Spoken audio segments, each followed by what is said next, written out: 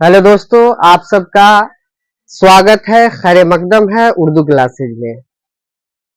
मुझे पूरा उम्मीद है कि आप लोग वीडियो को देख करके कुछ ना कुछ जरूर सीखे होंगे और ये आज का जो वीडियो है ओ की मात्रा, ये भी देखकर कुछ ना कुछ आप जरूर सीखेंगे।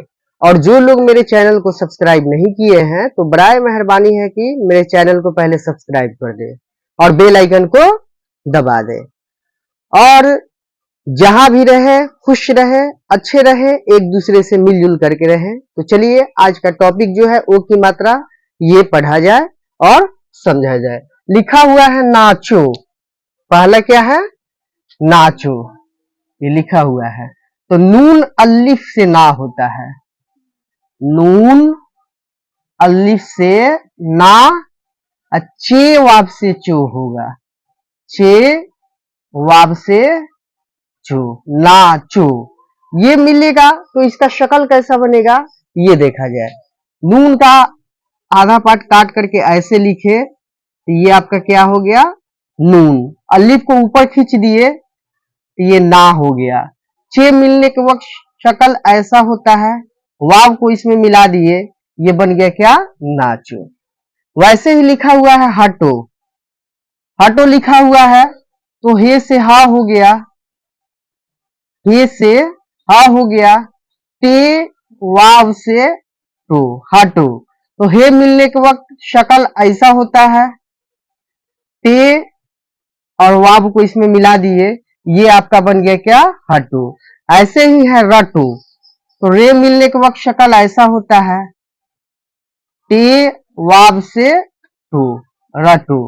तो रे अलग, टे वाव एक में हो जाएगा, ये मिल करके बना रटो। तो ऐसे ही आप लोगों को बनाना है। आप लोगों को हम बताए हैं अ आ ई उ री ए ऐ ओ औ अन अह, ये जितना है जो स्वर, ये सब लिखवा दिए हैं। तो ये उसमें आया था ओ की मात्रा, ओ आया था, तो ओ के लिए अलिफ वाव और अलिफ वाव पेश ओ लिखे थे, ठीक है। तो वही चीज यहाँ पे है, नाचो, तो चे वा पेशो, तो पेश इसमें हम नहीं लिखे हैं तो भी सही होता है। अगर पेश लिखे तो भी सही, न लिखे तो भी सही, क्योंकि उर्दू में जबर जेर पेश देना कोई उतनी जरूरत नहीं है, लेकिन देते हैं तो भी सही, न देंगे तो भी सही होगा। तो यहां रटो हो गया। उसके बाद गोल लिखा हुआ है, गोल, तो गाफ, गाफ वाव पेशगो अल्लाम से ला। अब ये मिल करके इसका शक्ल बनेगा गाफ वाव एक में ऐसे हो गया, लाम को बगल में बैठा दिए, ये बन गया क्या? गोल।